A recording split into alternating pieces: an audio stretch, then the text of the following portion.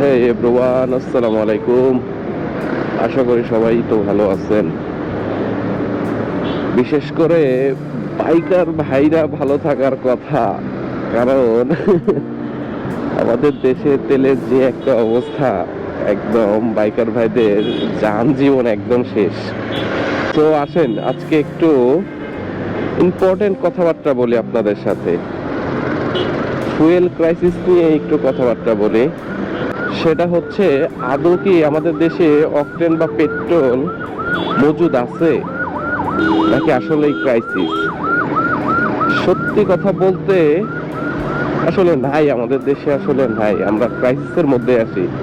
যেখানে পুরো বিশ্বই ক্রাইসিসের মধ্যে আছে, সেখানে আমাদের দেশের সরকার যতই বলুক আমাদের মজুদ আছে বা হচ্ছে রিপ্লেসমেন্ট হিসেবে আমরা অন্য দেশ থেকে আনতে পারবো বা আনছি, এগুলো আসলে আমাদের দেশের মানুষকে বা জনগণকে সান্ত্বনা দেওয়া ছাড়া কিছুই না।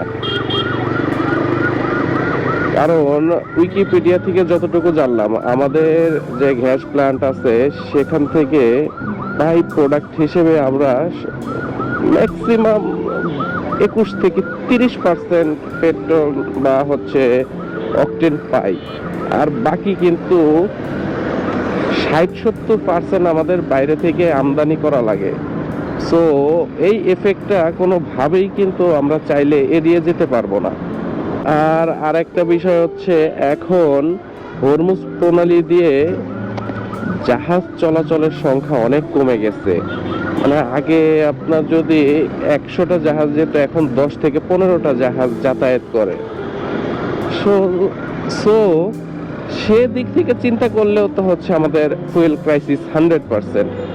অবশ্য শুধু এটা আমাদের দেশে না, অন্যান্য দেশেও, অন্যান্য অনেক দেশেই ফুয়েলের ক্রাইসিস চলতেছে। সিঙ্গাপুরেও চলতেছে, মালয়েশিয়াতেও চলতেছে, ইন্ডিয়ারও কিছু কিছু স্টেটে চলতেছে।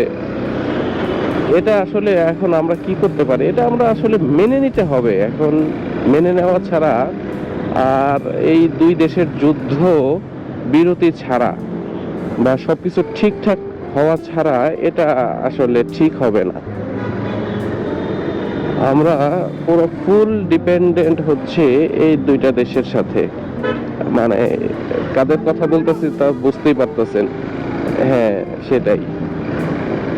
তো এই দুই দেশের যুদ্ধবিরতি বা হচ্ছে যুদ্ধ বন্ধ হওয়া আগ পর্যন্ত আমাদের এরকম ক্রাইসিস চলতেই থাকবে। অ্যান্ড আমাদের এটার সাথে আস্তে আস্তে অ্যাডজাস্ট হয়ে যেতে হবে এবং আমাদের মানিয়ে নিতেই হবে যে সিরিয়ালে দাঁড়িয়ে তেল নেওয়া লাগবে এবং হচ্ছে সিরিয়ালে দাঁড়ালে 3-4 ঘন্টা 5 ঘন্টা, যেমন ট্রাস্টে হচ্ছে আমি দেখি অফিস থেকে আসার সময় ট্রাস্টে দেখি প্রায় 1.5-2 কিলোমিটার ধরে হচ্ছে সিরিয়াল। মানে তারা, আমার মনে হয় না 4-5 ঘন্টার আগে তারা তেল নিতে পারে। সো এটাই আর কি, মেনে নিতে হবে আমাদের সবাইকে।